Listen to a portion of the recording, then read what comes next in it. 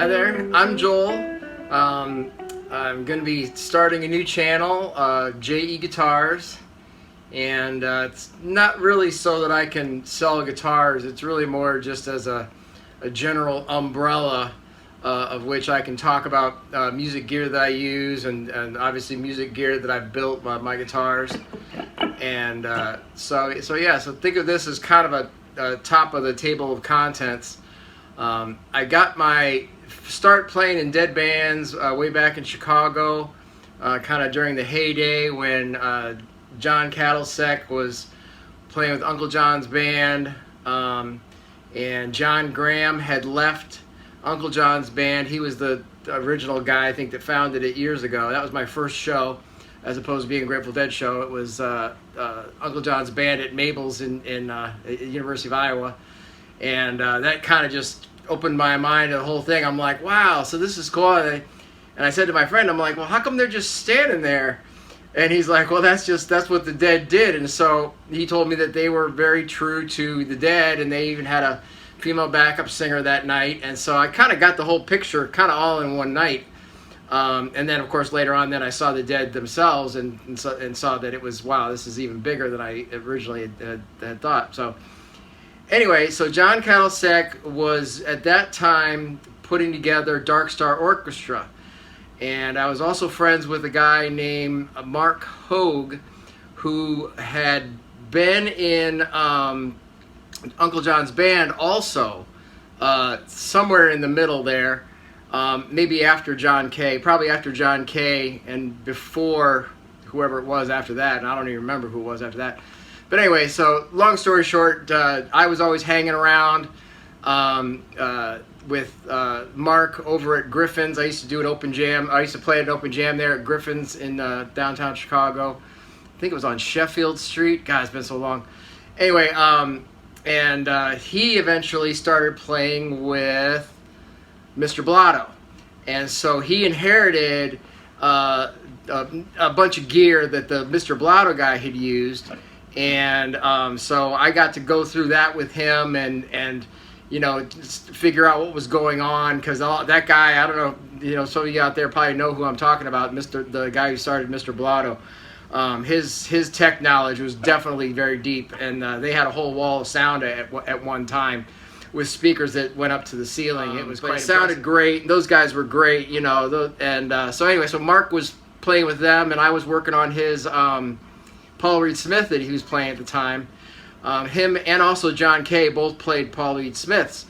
So I got a lot of tips from them and talked about, you know, because I was already building my first guitar, which is the blonde one. John was starting Dark Star Orchestra, and after I built it, I brought it into him, and, you know, I really wanted to show it off to him, and he liked it a lot, but he had just dumped a bunch of money into another Paul Reed Smith. So I kind of built this one with John Cattlesek in mind, and so, you know, it's not like I built it so that I could give it to him. I didn't necessarily build it so I could sell it to him. Just kind of built it with, okay, this is how he does it in Dark Star, and what does he want? You know, what would a player like that want? Because at the time I was playing in Hairball Willie.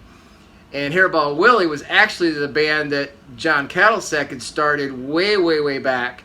And the only other person I know from that band was a guy named RJ, and he was the keyboard player, and he was very good.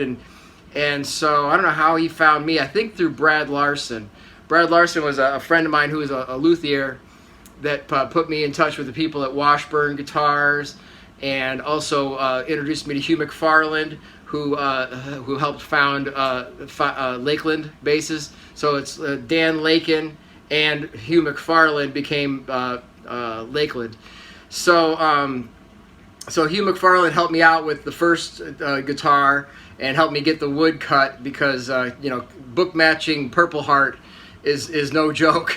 It is not something you just do with cheap tools. So. Okay, so this was the first guitar that I built, and it was built with a leftover top from Lakeland that I talked Dan Lakin into letting me have, I later worked for Lakeland, and so that's how I got this really nice. And this finish was pretty much clear when I first put it on, but man, after 20 years, you just see that honey is just, oh, it's just so nice. I just love it. This is my favorite one to look at, of course. You know, I mean, that's so tasty. You can see it move. See how the figuring moves. So it's neck through the neck, and this headstock is completely wrapped in carbon fiber. I don't know if you can see that. So this guitar actually I sold to a guy. I traded him a Porsche. That's why it's got the Porsche symbol on there, because his name is Porsche, Mario Porsche, Italian German.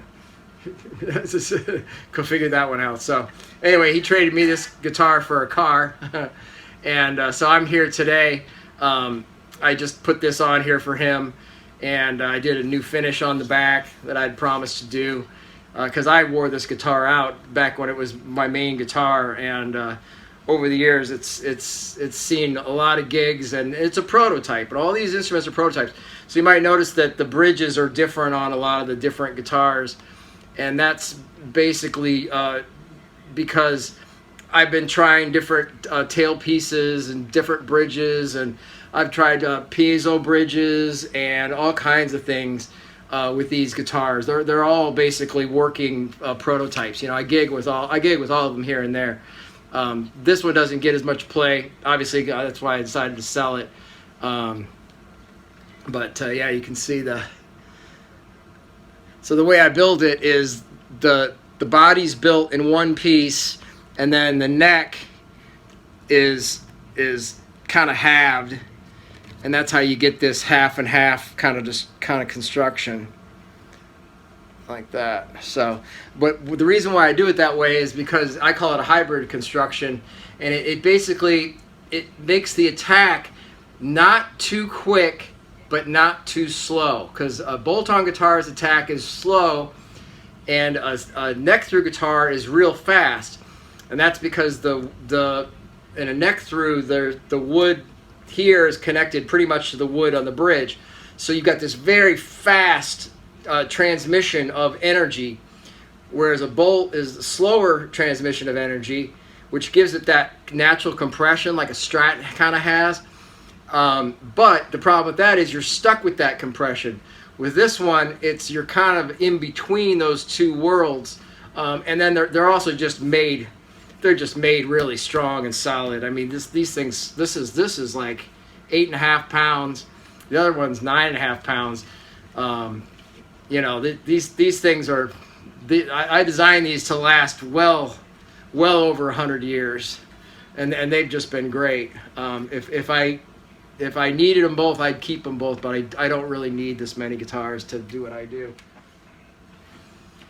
Okay, so this is my newest prototype, and this guitar is, I started building this when I was at WD Music, which is down here in Southwest Florida, and WD sells all kinds of Fender replacement parts, lots of different parts. So they got lots of good bridges, and they got Tone Pros bridges. They've got a bunch of other really great products. You definitely should check them out. I worked for them for several years back after I was kind of getting burned out on playing music for a living. That's when I started working at WD, and then kind of phased in and out of that. But yeah, so I built this prototype when I was at WD. So you can see it's a simpler construction, of course. It's swamp ash, and this is just a clear finish that I put, you know, a translucent red that I taped off to give it that Jerry Garcia look. But this one here is really the accumulation of everything that I've learned over all the years working at Washburn, working at Lakeland, working at WD, and I've kind of simplified things. And I wanted to do a bolt-on guitar, and this guitar has carbon fiber on the mating surface of the body, and that kind of helps speed up that attack, and that's epoxied to the bare swamp ash, so that this guitar's got kind of a faster attack than you'd expect from a Strat. Because as I found with the compression, if you add a compressor, you can make a lot of guitars kind of sound like a Strat. You know, it kind of, because what you're really hearing when you hear a guitar, you're hearing a combination of the frequency response and also the natural compression of the resonance. So this guitar here is, it's got some nice electronics too. It's got this, which I call the super plug, and so that's a nice, I don't have it wired up to anything right now because the guitar is being worked on. I'm redoing all the cabling, but with this I can do the whole guitar off one chord.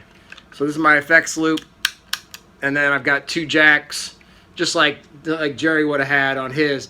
But this also has the super chord, so that if I don't want to have 2 chords dangling down, I can just do the super chord, and just it runs all my effects and everything like that, and I just flip the switch up and down like that, like Jerry used to do. And so this has a carbon fiber headstock also. Interesting thing about this one, it's got brass and carbon nut. It's brass, carbon, brass on the nut. But you can also see that this fingerboard has maple laminates underneath of it, and that is because I wanted to thicken it up a little bit. Plus, that's how Jerry's guitars were. It gave him more strength, because anytime you make a flat surface and then you laminate it with a few things and you clamp it all flat for, you know, till it cures, you end up with a piece of wood that wants to bend very evenly. That's how compound bows are made. And so instead of being made to shoot arrows, this is made to keep a consistent curve on the fingerboard. And it works great. This guitar right now, I'm in the process of adding this to it, which is one of the preamps that I put together.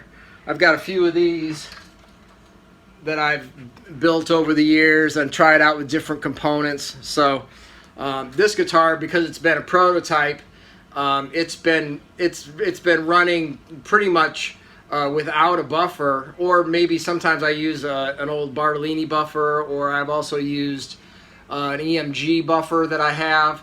And so I've tried different things, and this is really, for my uses, it's a lot easier just to build them myself. It takes a little while to scrounge up the parts, but I just bought a few of these chips, and I got like, I don't know, 4 of them for like $10 or something. So I've kind of resided. I'm not going to be winding my own pickups anytime soon, but these pickups are some Kent Armstrong pickups, and they're kind of a JB, whatever that means. I think that's a Seymour Duncan pickup, but that's also the pickups that I knew that John Kay used in his Paul Reed Smith was the JB Minis. That's the ones he liked, was the JB Minis. So yeah, so okay, so these are the guitars, and you know, the key is the strength. You know, you got this one's got a thick piece of carbon fiber on it. That's so I actually milled down the thickness on this and added that carbon fiber just to give this headstock some really nice strength to it. And this guitar is considerably lighter than the other two.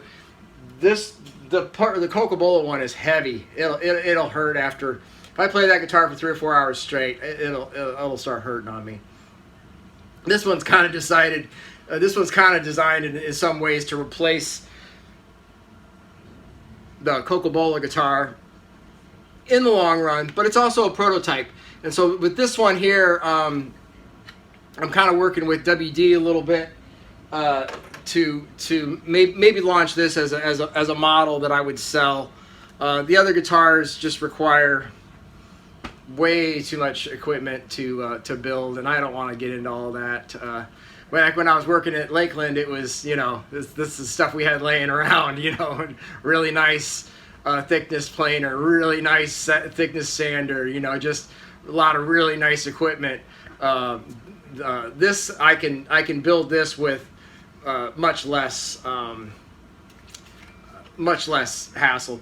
And I think this is going to be a better product anyway in the end, you know, if I even ever do it, because this is something I can make for people, and it's not going to be so expensive, because I really think that once people start playing guitars like these, and there's other guys out there making them, you know, it's scaled down version of Jerry's Tiger, because you really wouldn't want to play Jerry's Tiger every day. I mean, it looks like it would be great. I'm sure it would sound amazing. But the weight of Jerry's Tiger will kill you. I'm telling you. My even at I think, yeah, it's like 9.5, 10 pounds for the even that is enough to really make it hard for anybody over the age of 30 or 40. Okay, so that's the guitars.